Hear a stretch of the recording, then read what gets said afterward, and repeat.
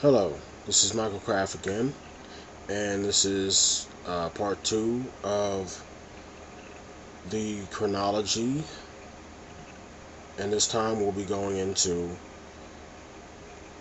chapter 11 of Genesis, 10 through 32. And I'm going to start in the Bible, and then I'm going to go back to the list and show you the dates where they were born and the dates where they died. And I hope everybody notices something about this King James Version and what's missing. I'm just going to come to it when I come to it and tell you. Chapter 11, verse 10. These are the generations of Shem. Shem was 100 years old and begat Arphaxad 2 years after the flood. And Shem lived after he begat Arphaxad 500 years and begat sons and daughters. And Arphaxad lived 35 years and begot Shelah. Now right there we can see something was left out, and that is actually Canaan's years and his genealogy. Now it would have made sense if there was a little footnote at the bottom, if this was a Septuagint and they admitted that they knew this man was taken out of the genealogy because he went off and married a Gentile and lived among Gentiles. Everyone that I am talking about right now in this genealogy, they are Semites. Okay, so basically Canaan 2, who was mentioned in the Septuagint and the Book of Jubilees, this man is not mentioned because he married a Gentile, but that's not why, but they wanted to edit that out because he was the one who found a Watcher Stone, and my site will go into those details when it's funded. I can't produce it now because I have no money. I'm in between jobs, looking for a job. But now, to go into it, actually, Canaan 2 was born to Shelah, and Shelah was Arphaxad was born to, okay, I'm sorry. I've got the information right in front of me, and okay. Actually, the way it was supposed to be was Shem begat Arphaxad, and Arphaxad begat Canaan 2, and then Canaan 2 begat Shelah. And they don't have that here. I believe the information is credible because of what the person was said to have done, and the information they left out. They left out all kind of information like Noah and his 3 sons parted the world into 3 parts. That's not in the Bible, but you would have to read it outside of the Bible, but they teach you the Bible's all you need, and that's a lie. So I'm just going to read it as it is, and then present the rest of the information on the timeline, and yeah. Okay. And Arphaxad lived after he begat Shelah 403 years and begot sons and daughters. And Shelah lived 30 years and begat Eber. Verse 15. And Shelah lived after he begat Eber 403 years and begat sons and daughters. And Eber lived 430 years and begat Peleg. And Eber lived after he begat Peleg 430 years and begat sons and daughters. Verse 18. And Peleg lived 30 years and begat Reu. And Peleg lived after he begat Reu 209 years and begat sons and daughters. Verse 20. And Reu lived 230 years and begat Serug. And Reu lived after he begat Serug 207 years and begat sons and daughters. And Serach lived 30 years and begat Nahor. And Serach lived after he begat Nahor 200 years, and begat sons and daughters. And Nahor lived 29 and begat Terah. And Nahor lived after he begat Terah 119 years, and he begat sons and daughters. Verse 26. And Terah lived 70 years and begat Abram, Nahor, and Haran. Now these are the generations of Terah. Terah begat Abram, Nahor, and Haran. And Haran begat Lot. And Haran died before his father Terah in the land of his nativity, in Ur of the Chaldees.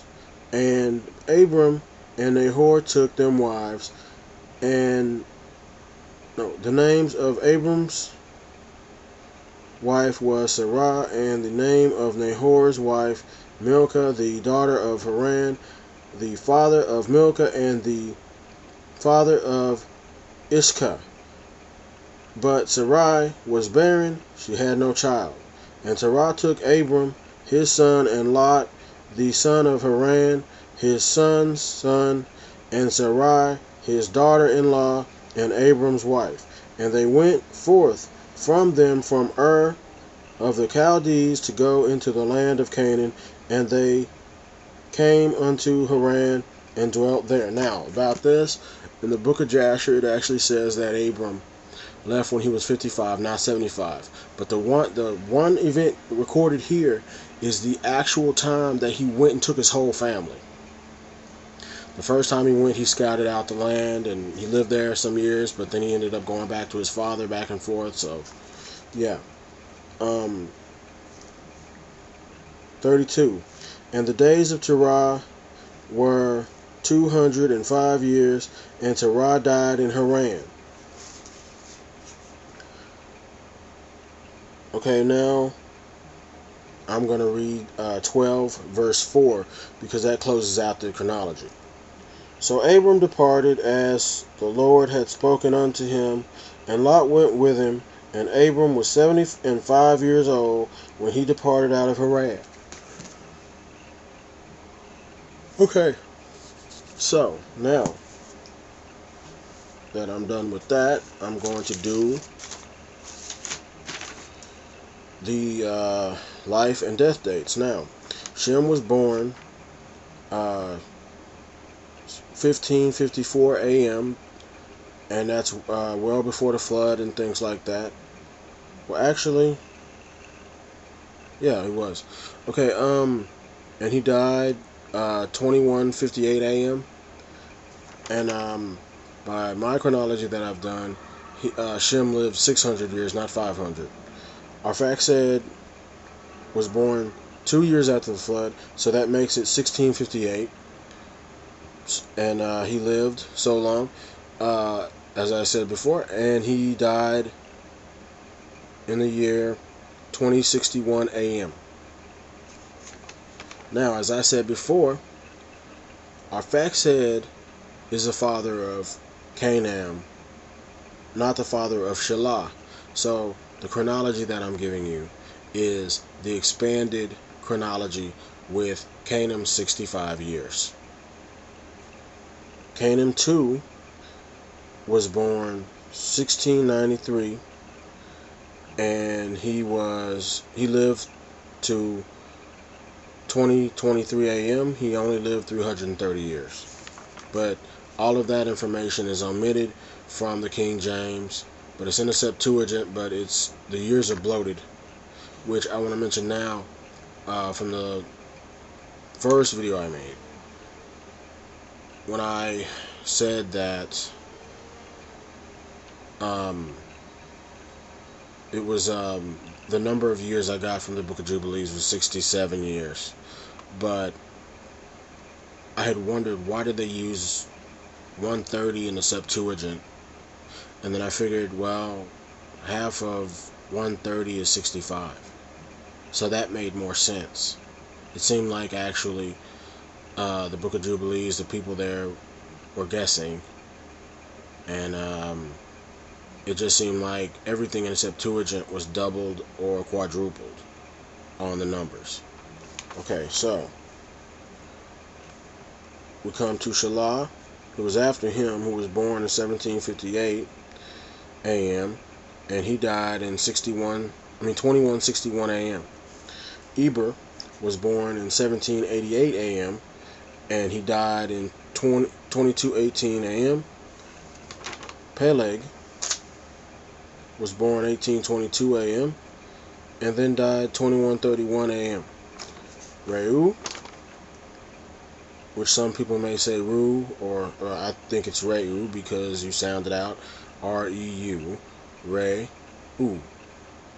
It's 1852 is when he was born, and then he died 2059 a.m. Serug was born 1884 and died 2084 a.m. Nahor was born 1914 a.m. and died 2033 a.m.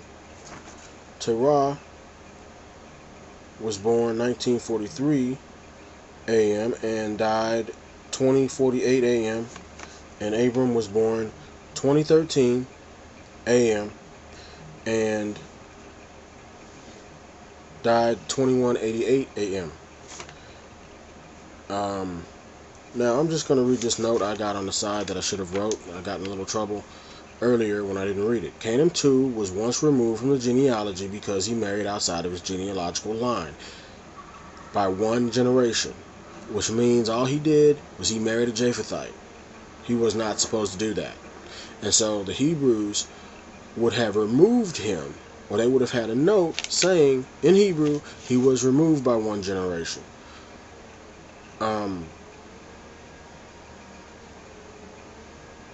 Yeah, he died 38 years before the Tower of Babel was built. He is the proposed father of the Kenites. These Kenites are said to live amongst the Canaanite tribe of the I forget right now. I'm gonna look that up. Let's see. It might come to me.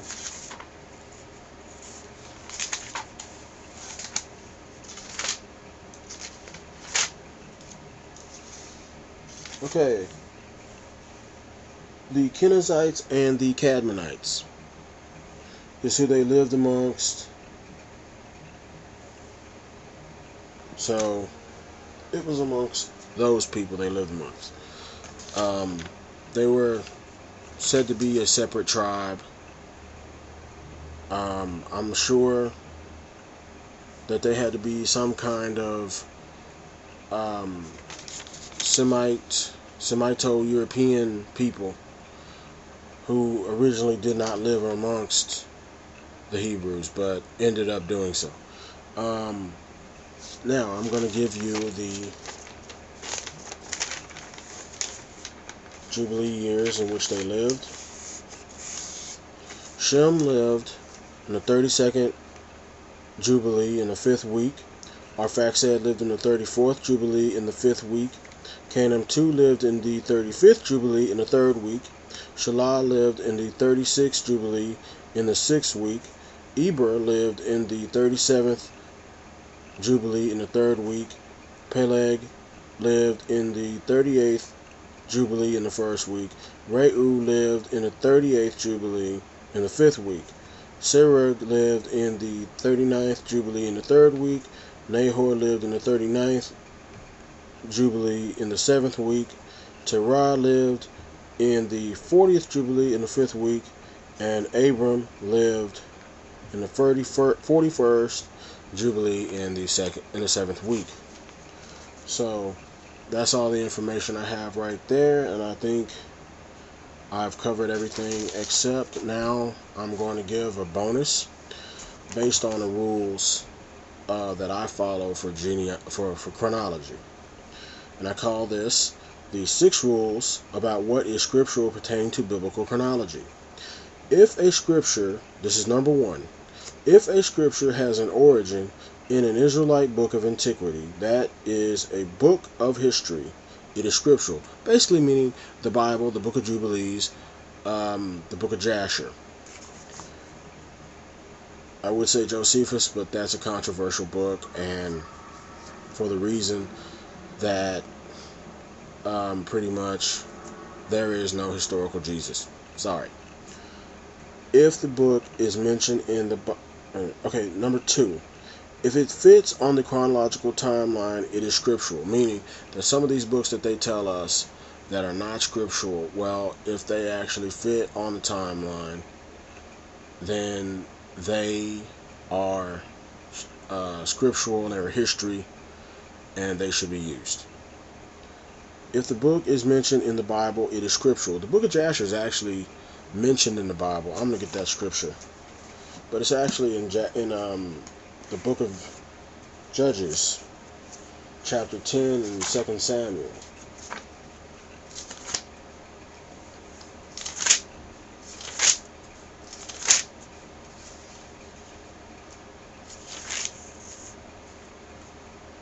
All right.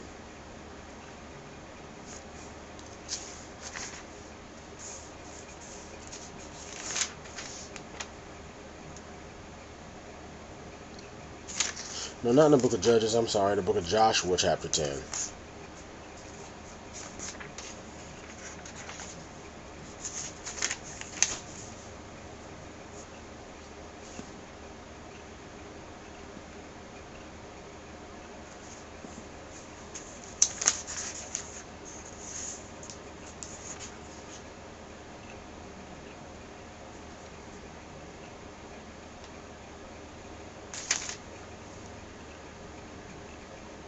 Oh, it is actually chapter 10, Joshua chapter 10, verse 13. And the sun stood still, and the moon stayed until the people had avenged themselves upon their enemies. Is not this written in the book of Jasher? So the sun stood still in the midst of heaven, and hastened not to go down about a whole day. That's 12 hours. Now, the other scripture in which it is mentioned, it's in 2 Samuel.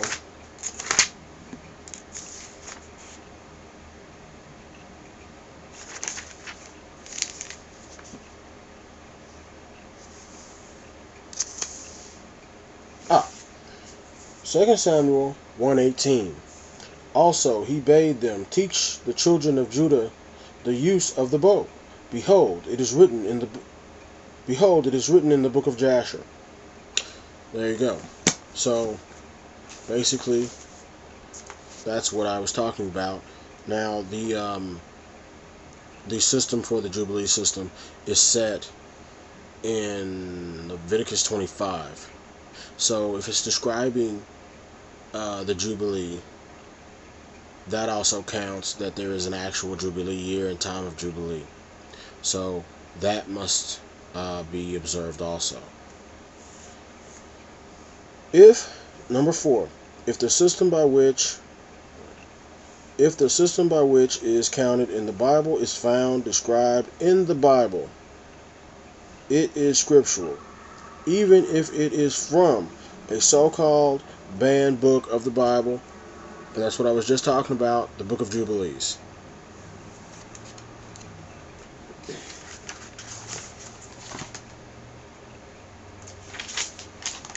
Number 5. If a book has been banned but proves to be a history coinciding with the Bible, yet gives extra details, it is scriptural. Meaning that if it talks about the same event, but it has an extra paragraph or two where it tells about things that are not told in the biblical, it should be used. Number 6. If books like the Apocrypha have been taken out of the Bible, yet they were known to James the Just himself, then they are scriptural, despite having been rejected by the Catholics and Protestants. God is non-denominational, so they have no authority anyway. Meaning the church, the church, the Catholics, the Protestants have no authority on earth to tell you what and how to read. You are supposed to discern for yourself and show yourself worthy uh, that you study. So, I'm gonna close this. That's part one and part two of the chronology that is in the Bible, in the book of Genesis. And I want to thank you for viewing this. If you viewed this, and you would like to see all the details that are written down in the site, because I haven't been able to launch it yet. Still in between jobs, looking for a job, and really hoping to get this information out there.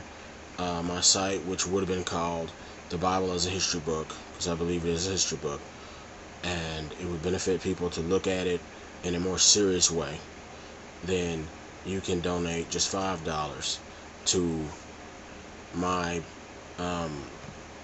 GoFundMe, so that I'll end up with $500. So I'll be able to launch the site and just go from there. And praise Haya and Shalom.